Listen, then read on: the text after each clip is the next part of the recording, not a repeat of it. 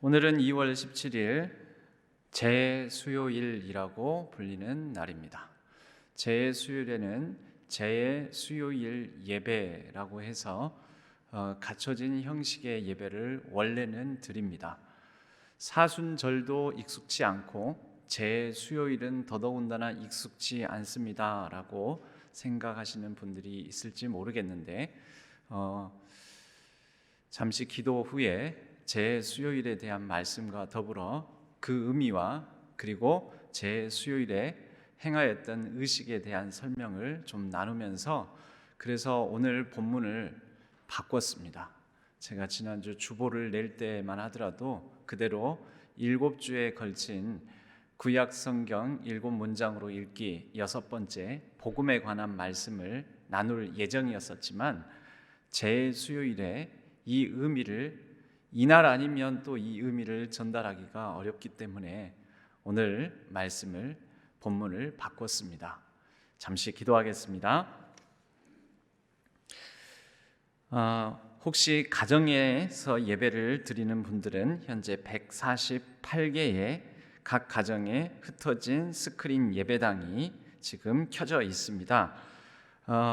화면을 보시면서 같이 기도하셔도 좋겠고 마찬가지로 지금 현장에 대면 예배를 드리는 분들도 이 기도문으로 같이 합독으로 기도하셨으면 합니다. 앞에 스크린에 띄워드리도록 하겠습니다. 아니면 잘 보이지 않으시면 제 기도를 귀로 들으시며 같이 기도하시면 되겠습니다. 저희의 재판장이시오 동시에 저희의 주님이 되시는 하나님, 저희가 하나님께 죄를 범한 까닭에 하나님으로부터 멀리 떠나 숨어서 살려고 했음을 고백합니다. 저희는 저희 자신만을 위하여 살아왔나이다. 다른 사람의 어려움을 외면하여 이웃의 호소도 못 들은 척 살아왔습니다. 저희는 이 세상의 아픔을 모르는 채 하였으며 배고프고 가난하고 억눌린 사람들을 못 본 채 해왔습니다. 피조 세계의 신음을 외면하고 온 자연 만물의 파괴에 일조하였습니다. 하나님, 주님의 크신 자비로 저희의 죄를 용서해 주옵소서. 그래서 나 자신만을 생각하는 이기주의에서 자유하도록 도와주시며 이제부터는 주님의 길을 택하여 그 명령에 순종하며 살게 도와주옵소서. 예수 그리스도의 이름으로 기도합니다. 아멘. 오늘 말씀 요엘서 2장 1절에서 2절까지의 말씀 그리고 12절에서 17절까지의 말씀을 제가 다시 한번 봉독 받들어 읽을 때에 읽고 저희가 찬양 한 곡을 같이 나누도록 하겠습니다. 시온에서 나팔을 불며 나의 거룩한 산에서 경고의 소리를 질러 이 땅 주민들로 다 떨게 할지니 이는 여호와의 날이 이르게 됨이니라. 이제 임박하였으니 곧 어둡고 캄캄한 날이요 짙은 구름이 덮인 날이라. 새벽빛이 산 꼭대기에 덮인 것과 같으니 이는 많고 강한 백성이 이르렀음이라. 이와 같은 것이 옛날에도 없었고 이후에도 대대에 없으리로다. 12절입니다. 여호와의 말씀에 너희는 이제라도 금식하고 울며 애통하고 마음을 다하여 내게로 돌아오라 하셨나니 너희는 옷을 찢지 말고 마음을 찢고 너희 하나님 여호와께로 돌아올지어다. 그는 은혜로우시며 자비로우시며 노하기를 더디하시며 인애가 크시사 뜻을 돌이켜 재앙을 내리지 아니하시나니 주께서 혹시 마음과 뜻을 돌이키시고 그 뒤에 복을 내리사 너희 하나님 여호와께 소제와 전제를 드리게 하지 아니하실는지 누가 알겠느냐? 너희는 시온에서 나팔을 불어 거룩한 금식일을 정하고 성회를 소집하라. 백성을 모아 그 모임을 거룩하게 하고 장로들을 모으며 어린이와 젖 먹는 자를 모으며 신랑을 그 방에서 나오게 하며 신부도 그 신방에서 나오게 하고 여호와를 섬기는 제사장들은 낭실과 제단 사이에서 울며 이르기를 여호와여 주의 백성을 불쌍히 여기소서. 주의 기업을 욕되게 하여 나라들로 그들을 관할하지 못하게 하옵소서. 어찌하여 이방인으로 그들의 하나님이 어디 있느냐 말하게 하겠나이까 할지어다. 아멘. 찬양하겠습니다.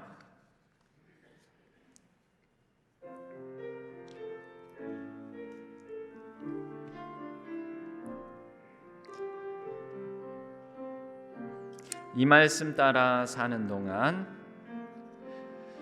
이 말씀 따라 사는 동안 지치지 않게 하시고, 이 말씀 따라 사는 동안 주님 나라 한 번 더 찬양하겠습니다. 이 말씀 따라 사는 동안, 이 말씀 따라 사는 동안 지치지 않게 하시고, 이 말씀 따라 사는 동안 주님 한 번만 더 찬양하겠습니다. 이 말씀 따라 사는 동안, 이 말씀 따라 사는 동안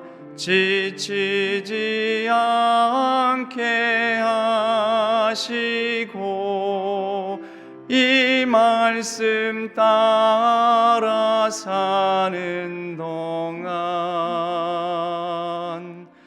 주님 나라 이루소서.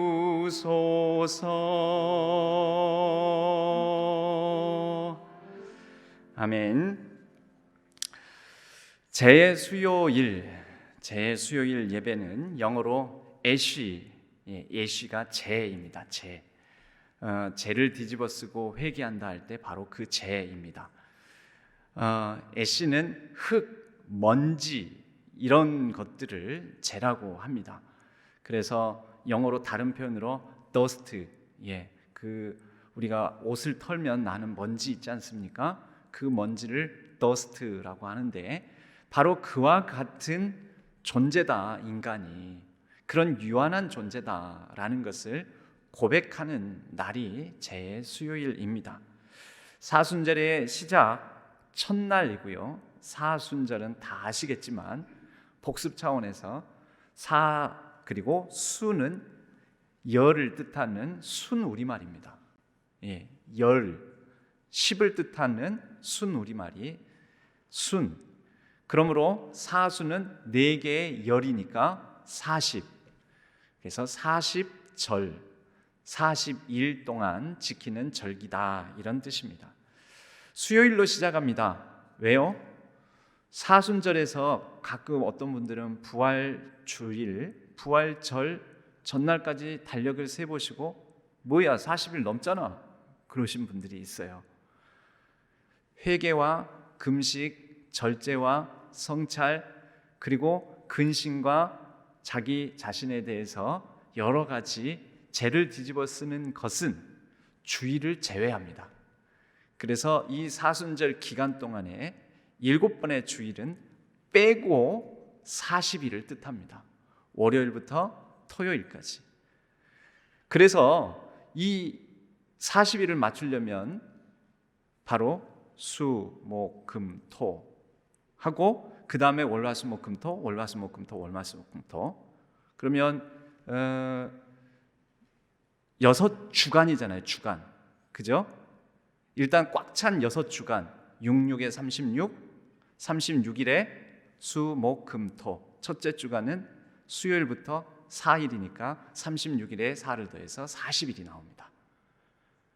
이거 모르는 사람도 많습니다. 교회 오래 다녀도 이거 모르고 사순절 그러면 사순절 이렇게 생각하는 분들 많습니다. 여러분, 생각보다 우리가 가장 기본적인 거, 우리의 신앙의 용어들도 제대로 모르고 너무 익숙해져 버리니까 누구한테 묻지도 못해요. 또 그런데 오히려 교회 안 다니는 사람들이 물어보면 그때서야 솔직히 창피한데 자존심에 모른다라고 말하기는 그렇고 그냥 대충 얼버무리는 경우가 많습니다. 비단 사순절이라는 이 용어뿐만이 아닙니다. 많은 교회 용어들을 우리는 익숙해져 있다 뿐이지 그 안에 진짜 뜻은 모르는 경우가 허다하다라는 거죠. 부끄럽게도 심지어 안수 집사님, 권사님, 장로님 중에서도 모르는 분들을 많이 봤습니다. 저는 신앙의 기초가 굉장히 중요하다. 그것은 가장 우리가 익숙한 기본 용어들의 정리부터 굉장히 중요하다. 저는 그렇게 생각합니다. 히딩크 감독이 우리나라 대표, 벌써 그게 옛날이 됐습니다. 2002년이 저는 그렇게 오래됐다고 생각을 안 했었는데 2002년이면 저는 4살입니다, 5살입니다 이었습니다 하는 그런 청년들을 이제 제가 만나면서 와,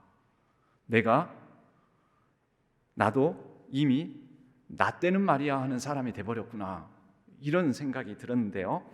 그때 히딩크 감독이 우리나라 국가대표팀을 맡아서 중점적으로 강조했던 게 뭐냐면 기초체력이었습니다. 기술을 가르치지 않고 기초체력만 계속 볼멘 소리를 했죠. 아니, 기술을 안 가르쳐주고 선진 유럽 축구의 기술을 가르쳐줘야지 뭐 하시는 거냐고.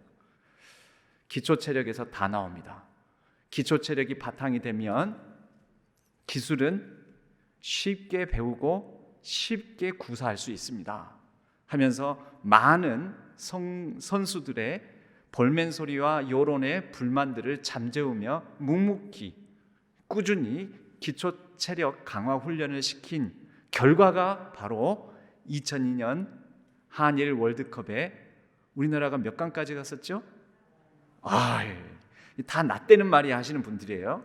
지금 그 다 아시는 분들은 우리가 그렇게 4강까지 갔습니다. 기초가 중요하다는 말씀을 드립니다. 그래서 이 사순절에 대한 재수요일에 대한 얘기를 이번 주 아니면 다음 주에 재수요일에 대한 얘기를 하는 건 또 적절치 않을 것 같아서 이번 주 본문을 주보에 이미 게재했지만 이걸 좀 바꿔서 해야 되겠다. 이 죄가 의미하는 바가 있습니다. 죄는 인간의 죄와 유한성, 우린 다 먼지, 죄로 돌아간다는 거죠. 흙으로 돌아간다는 거죠. 그것을 기억하면서 동시에 그렇기 때문에 하나님의 용서와 하나님의 긍휼, 하나님의 도우심이 필요하다. 그것을 우리가 인식하는 날입니다. 이 시작을 통해 사순절의 시작을 알리게 됩니다. 죄에 대한 안타까움, 우리는 곧 죽을 존재인데, 흙으로 돌아갈 존재인데, 회개하면서 자신의 삶과 믿음의 질에 대해 다시 한번 생각하고 점검하는 예배가 바로 재수요일로 시작을 합니다. 이 재수요일에는요, 특별히 이 재를 이마에 바릅니다. 이마에 바르는 의식이 있습니다. 재수요일 예배는요, 집례자가 이 재를 찍어서 한 사람 한 사람씩 앞에 나오게 해서 이마에 십자가 모양의 재를 찍어 바르는 것으로 이 예배 의식을 거행하는데, 거행할 때 이렇게 말을 합니다. 당신은 흙이니 흙으로 돌아갈 것입니다. 그러면 십자가를 이마에 긋게 되는 그 사람은, 실제적으로 이게 죄를 뒤집어 쓴다라는 의미입니다. 그 사람은 아멘 하면서 자기 자리로 돌아가서 다시 회개와 침묵의 기도를 계속해서 하는 것입니다. 이런 순서를 갖는데요, 여러분 그런 순서를 들어보신 적 있으세요? 못 들어보셨어요? 지금 이제 이 사진이 미국 감리교에서 실제 재수요일에 행하는 한 의식의 일부분을 찍어놓은 사진을 배경화면으로 제가 넣습니다. 이 재는 재가 잘 손에 안 붙잖아요. 그래서 이 손가락에 집례자가 올리브 기름, 대부분 올리브 기름을 사용합니다. 올리브 기름을 먼저 손가락에 찍어 바르고 그 다음에 재에 그 손가락을 짚으면 손가락에 재가 많이 묻겠죠. 그것을 가지고 이마에 십자가를 긋습니다. 이 재는 어디서 나온 재냐? 지난해 작년 종려 주일 때 예수님이 예루살렘 입성할 때 무슨 나뭇가지를 흔듭니까? 종려나뭇가지를 흔들죠. 호산나 호산나 다윗의 자손이여 왕으로 오신 이여 호산나 찬양할지어다 하면서 사람들이 예루살렘 입성 장면에서 종려나뭇가지를 막 흔들었어요. 그래서 그 종려 주일에 교회에서 장식이나 기타 등등 어떤 종려주일을 기념하기 위해서 썼던 종려나무 가지를, 종려나무를 묵혀두었다가 잘 말려두었다가 태워서 재를 만듭니다.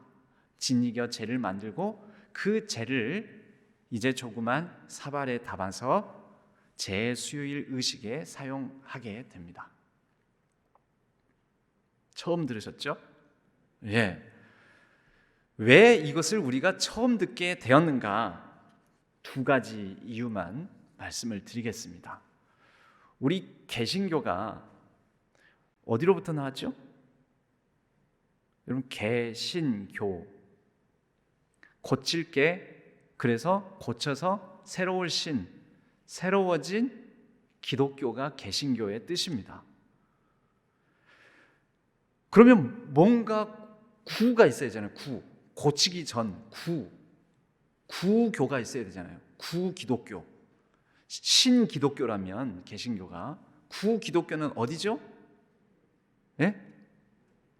크게요. 어디요? 예. 세계 공용 언어로는 카톨릭이라고 합니다. 그죠? 우리나라에서는 천주교라고 하고요. 카톨릭으로부터 나온 것입니다. 여기서 조금만 더 나가면요, 전 세계의 기독교는 크게 보면 동방 종교와 서방 종교, 서방 기독교로 나눠집니다. 어떤 분들은 이렇게 얘기를 해요. 자기 여자친구를 사귀게 되었어요. 그래서 물었어요. 그 여자친구도 너랑 같은 기독교인이냐라고 그랬더니 아니요, 제 여자친구는 기독교인 아니에요, 천주교인이에요, 그러는 거예요. 여러분, 방금 이 말이 맞는 말입니까? 틀린 말입니까? 예? 크게 맞는 말입니까? 틀린 말입니까? 틀린 말입니다라고 더 크게 말씀하셨으니까 그 말이 맞겠죠? 제 여자친구는 기독교인이 아니고요, 저는 기독교인인데 제 여자친구는 천주교인이에요. 틀린 말입니다, 여러분. 여러분, 기독교 안에 천주교와, 즉 캐톨릭과 개신교가 다 들어있는 것입니다. 그런데 여기에 우리가 또 너무 모르는, 익숙하지 않은, 잘 모르는 기독교가 있어요. 전 세계 기독교의 범위 안에 들어있는, 거기가 어디냐면 동방정교회예요.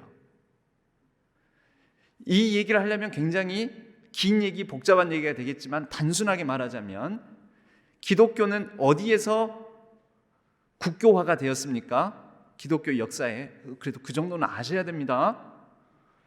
그 정도는 우리 알고 내 뿌리가 어딘지는 알아야 돼요. 예. 기독교는 로마 제국 때 국교화가 되었습니다. 그죠?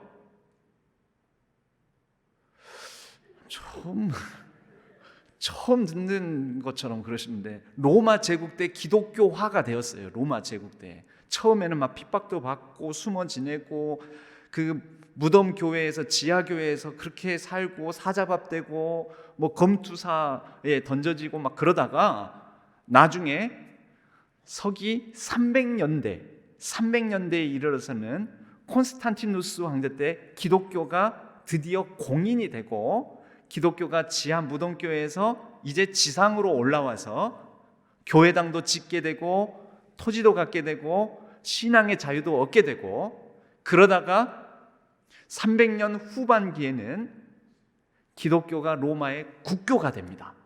그때 당시에는 전 유럽이 거의 로마의 지배권이었어요. 그래서 단일 종교 국가라고 볼 수가 있습니다. 그런데 로마가 분열이 돼요. 동로마 제국과 서로마 제국으로. 그러면서 교회도 동방교회와 서방교회로 분열이 돼요.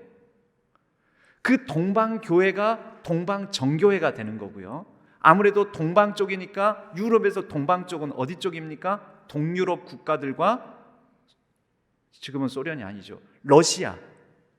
동유럽 국가니까 루마니아, 에스토 말이 잘 안 나오네. 에스토니아 맞죠? 그 다음에 체코슬로바키아, 그리고 그 밑에 있는 그리스, 그리고 그 옆에 러시아까지, 이런 일대의 이 나라들은 다 정교회 국가들이 된 것입니다. 그런데 유럽을 그 기점으로 볼 때 서방에 있는 프랑스, 독일, 영국, 이탈리아 이런 나라들은 서방 교회, 그것이 곧 캐톨릭입니다. 서방 교회가 캐톨릭, 동방교회가 동방정교회. 그래서 전 세계 기독교는 크게 보면 동방교회와 서방교회, 즉 정교회와 캐톨릭으로 나눠지고, 바로 이 종교개혁, 개신교는 어디서 나왔느냐? 서방교회 캐톨릭으로부터 새롭게 변혁한, 개혁한 교회가 나왔으니 그것이 지금 오늘날 개신교입니다. 자, 캐톨릭에 여러 부패와 타락이 있었고, 교리에 문제가 있었고, 성경을 중심으로 하지 않고 교황 무오서를 주장하며 교황의 말 한마디를 하나님의 말씀의 권위와 똑같이 여기고 하는 이 모든 것들을 개혁하면서 개신교가 나오는데, 그러면서 이 개신교가 더러운 꾸정물을 버린다면서 그 목욕물을 버린다면서 목욕물 버리다가 애기까지 버려버렸습니다. 아이를 목욕을 시키다가 이제 목욕물 버려야지 하다가 하수구에 아이까지, 생명까지 버리게 돼버렸죠. 그럼 그 버리게 된 생명, 목욕물은 버려야 돼요. 그죠? 더러우니까. 더러운 물은 버려야 되는데 버리면서 그 생명에 해당되는 부분까지 버리게 되는데, 그게 뭐냐면 이런 의식과 전례에 대한 부분들을 많이 버리게 됩니다. 그래서 오늘날 우리가 의식과 전례에 대해서 굉장히 낯설고 이질감이 느껴지고 익숙지가 않은 거죠. 그러면서도 여러분 절기를 지키잖아요. 무슨 절기? 다 몰라도 이 절기는 지켜요. 부활절, 성탄절. 그죠? 절기를 크게 보면 이 두 개 절기 빼고는 다 잃어버렸어요. 그러다 보니 우리 개신교가 세계 기독교회 앞에 가면은 적응을 못합니다. 해외여행 나가보신 분들, 동유럽 국가나 이런 교회 정교회에 들어가 보시면 여기 이상하다, 이단 아니야? 그래요. 캐톨릭 가도 여기 이상해, 뭐 이래, 분위기도 이상하고, 그냥 오싹해, 이상해, 이렇게 생각을 하죠. 저는 어디가 옳다를 말하는 게 아니고요, 적어도 이런 개관은 돼 있으셔야 돼요. 전례와 의식을 경험하지 못한 개신교인들은 세계 기독교회에 예배에 가면 굉장히 낯설게 느껴진다는 거죠. 자, 개신교 안에서도 장로교가 있습니다. 개신교라 하면은 여러분 성공회, 크게 보면 성공회, 그 다음에 감리교, 침례교, 장로교, 오순절이 어디냐면 우리나라에서는 순복음교회예요. 순복음교회, 오순절 교회, 뭐 이런 이제 유형의 교회들이 다 개신교회들인데, 여러분 깜짝 놀라실 통계가 뭐냐면 우리 장로교가 전 세계 기독교 인구 가운데 몇 프로나 차지한 줄 아세요? 보기를 드릴게요. 30%. 장로교가 전 세계 기독교 인구 중에서 몇 프로나 차지하는지. 자, 1번 30%, 2번 10%, 3번 5%, 4번 0.8%.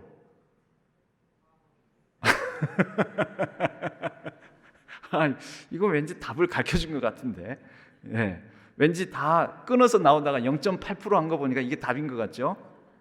우리 장로교가 전 세계 기독교 인구 중에서 0.8%밖에 안 돼요. 그리고 한국 장로교는 전 세계 기독교 인구의 0.8%에 해당되는 장로교 인구 중에서도 3분의 1가량, 많이 잡으면 절반가량입니다. 그러므로 전 세계 기독교 인구 가운데 한국 장로교는 얼마? 0.27% 또는 0.4% 정도밖에 안 됩니다. 그러면 우리 장로교가 전 세계 기독교의 표준이라는 것입니까? 아니라는 겁니까? 표준이에요? 아니에요? 우리가 중심이에요? 아니에요? 아니라는 거예요. 그럼 우리가 잘못됐냐? 아니, 그 얘기를 하는 게 아니에요. 서로 다양한 전통과 역사적 배경과 상황과 이런 가운데에서 형성된 각각의 예배 문화와 의식들이 조금씩 달라요. 이 다양성을 우리는 예수 그리스도 안에서 인정을 하는 거예요. 그러나 내가 기독교의 대표 선수다, 내가 기독교의 전 세계 기독교의 전부다, 내가 표준이다 이렇게 말하는 것은 옳습니까? 틀립니까? 틀리다는 거예요. 우리나라에서는 성공회 교단이 작을지 모르지만 전 세계에서 개신교 중에서는 성공회가 제일 많습니다. 전 세계에 1억 명이나 성공회 신자들이 있습니다. 여기까지 하고요. 그래서 그러다 보니까 우리가 이런 예전 예식 어떤 의식에 대해서 굉장히 낯설고 많이 버렸다는 거죠. 이 결과가 어떻게 되었느냐? 그 결과 오늘날 개신교로 유입 인구보다 개신교에서 유출되는 인구가 많습니다. 지금 현재 한국 종교의 통계를 내보면 개신교 유입 인구보다 개신교에서 유출하는데 개신교에서 유출한 인구가 제일 많이 가는 종교가 어디일까요? 개신교라고 그랬습니다. 카톨릭으로 제일 많이 가요. 또 일반 사람들 가운데서도 전혀 기독교 배경이 없는 사람들 가운데서도 굳이 자기가 기독교인이 되고자 한다면 어디를 제일 많이 가냐면 캐톨릭을 제일 많이 갑니다. 그럼 그 이유가 뭐냐? 그들이 이렇게 이제 통계를 내보면 뭐라고 하냐면 카톨릭에서는 종교성이 느껴진다. 엄숙하고 뭔가 나를 압도하는 종교성. 과연 신과 대면하고 만나는 듯한 종교성이 느껴진다라는 거예요. 이 부분 우리가 한번 잘 생각해 봐야 됩니다. 무슨 뜻이냐? 개신교가 엄숙한 종교성 이런 부분을 너무 버렸다라는 거죠. 그래서 그분들에게 다시 통계를 내본 조사를 해보면 그럼 개신교는 뭔가 그 어떤 찬양 쇼를 보는 느낌 또는 뭔가 버라이어티 쇼 아니면 뭔가 강연을 듣는 느낌이다. 이제 이렇게 말을 합니다. 이 부분은 우리가 뭘 잃어버려서 그럴까요? 예식을 많이 잃어버려서 그렇습니다. 재의 수요일, 재의 십자가에 대해서 우리가 이런 의미를 잘 새기면서 제가 이번에는 금식은 굉장히 중요한, 그래서 재의 수요일에는 울며 옷을 찢고 재를 뒤집어 쓰고 또는 재의 수요일에 십자가를 이마에 그리고 하는 이런 일련의 의식인데 이번에는 코로나 팬데믹 상황이라서 우리가 거의 대부분 비접촉식이잖아요. 그래서 이런 부분을 하고 싶어도 못합니다. 그런데 그 의미만큼은 알고 그 대신 우리가 금식을 하되 탄소금식을 하자 그 말씀을 드린 거죠. 그래서 이렇게 보면 경건한 40일 탄소금식 여러분들에게도 이렇게 이쪽에 있는 내용을 여러분들에게 나누어 이렇게 카톡으로 받으신 분도 혹시 있으실지 모르겠는데 이렇게 나누어 드리고 그리고 그 다음에는 1주차부터 2주차, 3주차, 4주차까지 이렇게 진행을 하면서 특별히 이번 1주차는 재수요일로 시작해서 수, 목, 금, 토 이번 주차에는 소비생활 줄이기 아무것도 사지 않기라고 했는데 전혀 안 살 수가 있겠습니까?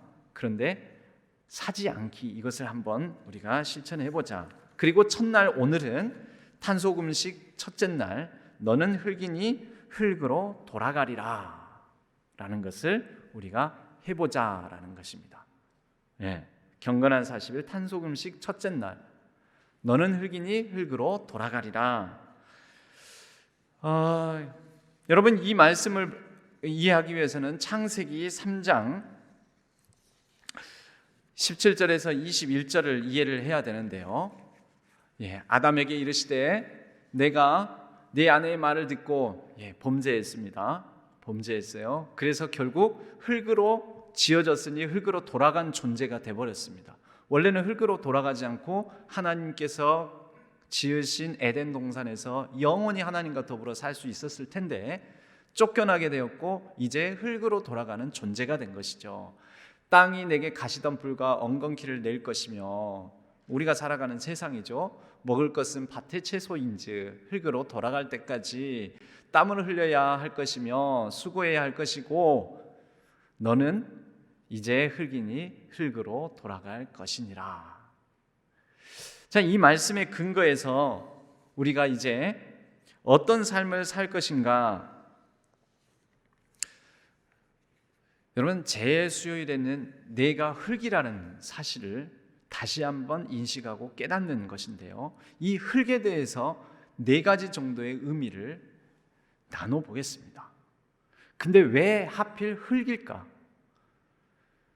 여러분, 조금 거창한 말을 쓰면 생태신학적으로도 이게 의미 있는 말이고요, 창조신학적으로도 왜 우리를 흙으로 지으셨을까? 왜 하필? 쇠가 아니고 알루미늄도 아니고 왜 흙일까? 왜 우리를 흙으로 지으셔서 돌아가게 하셨을까?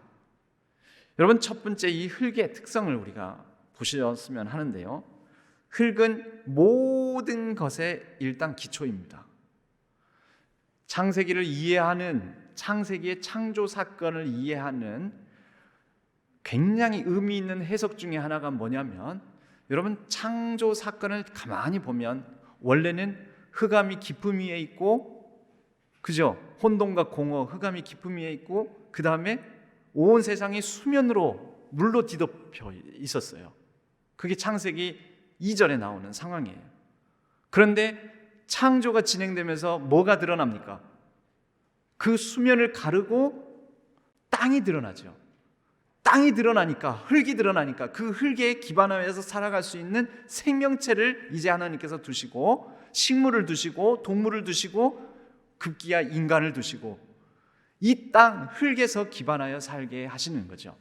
그래서 창조 사건을 해석하는 의미 있는 해석 중에 하나가, 창조는 물에 눌려있는 땅을 하나님께서 자유케 하신 사건이다, 이렇게 해석하는 의미 있는 관점이 있습니다. 왜 의미 있냐면 이 관점이 요한계시록에서 이루어지거든요. 새하늘과 새 땅, 새 바다는 안 나와요. 오히려 거기에 요한계시록 마지막쯤에 이르러서 뭐라고 하냐면 바다도 다시 있지 않더라. 그러니까 이 성경적 세계관에서는 물, 바다, 이곳이 사탄, 악한 세력들이 기거하는 곳입니다.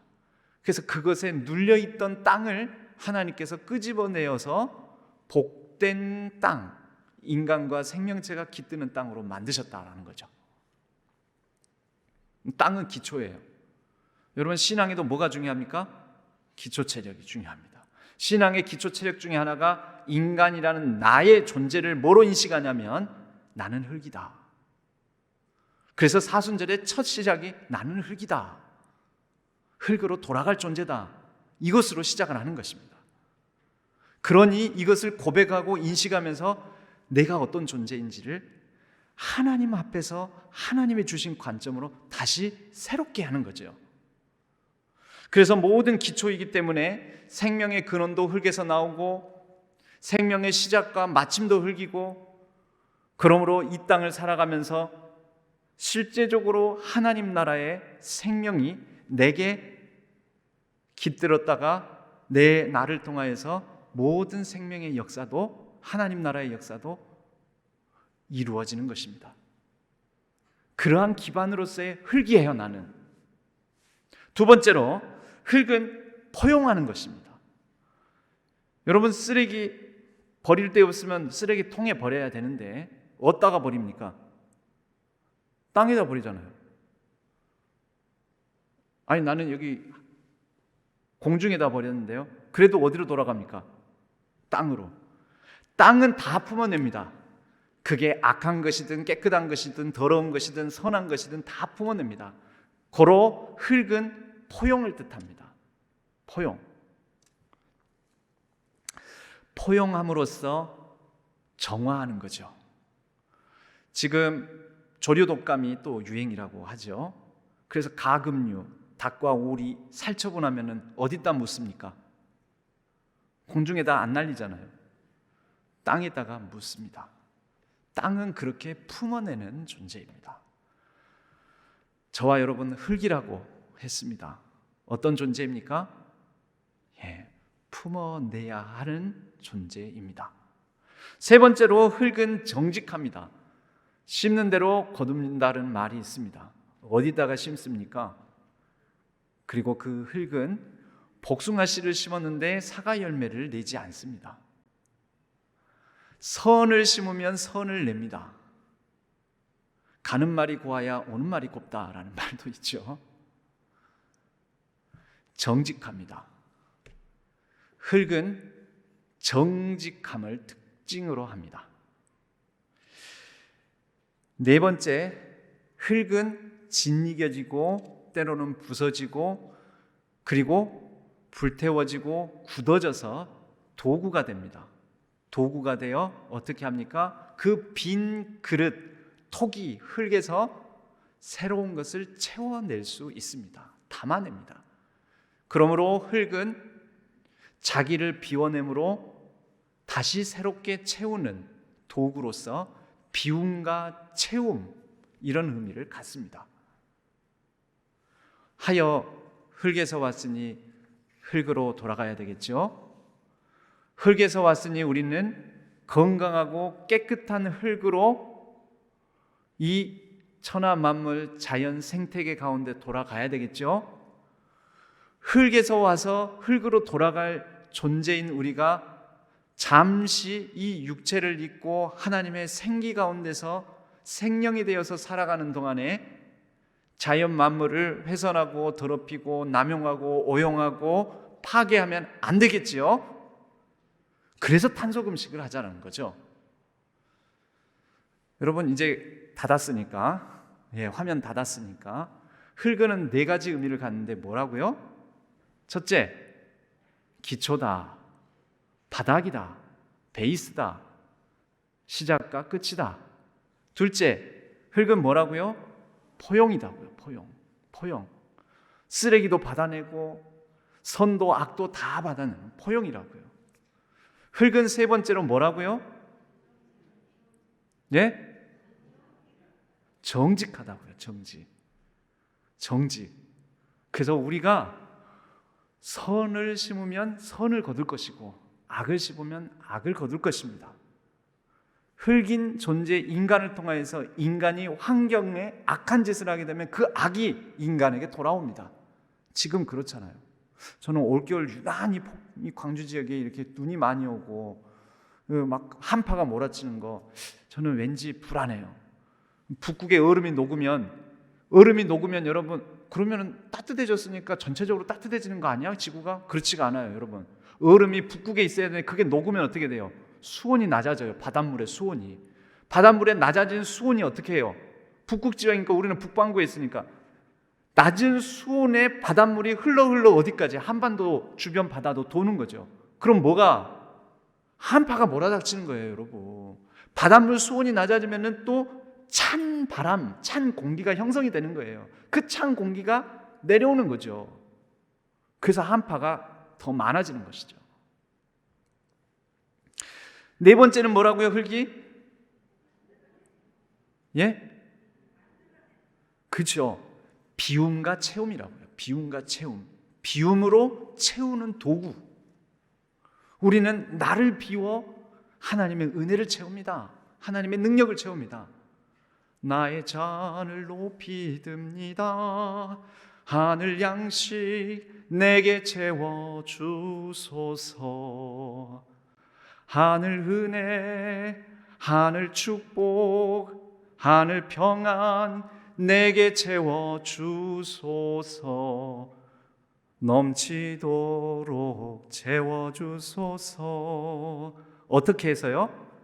회개함으로 죄를 뒤집어 쓰고, 겉옷이 아니라 우리 마음의 옷을 찢고 비워내어 그 가운데 하나님의 은혜와 은총, 자비와 긍휼, 평안과 위로를 채우는 거죠.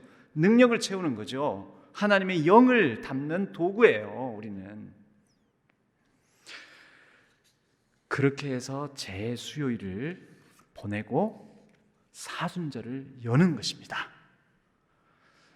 저와 여러분을 통하여서 이번 사순절이 그 어느 때보다도 의미 있고 가치 있고 보람 있는 하나님과 동행하는 우리 주 예수 그리스도를 담아내는 흙으로서 연약한 존재이지만 그러나 주 예수 그리스도로 말미암아 다시 부활의 그날, 부활절 부활주일의 그날에는 강함의 능력으로 다시 새롭게 서는 귀한 기간이 되기를 주님의 이름으로 간절히 축복합니다. 기도하겠습니다.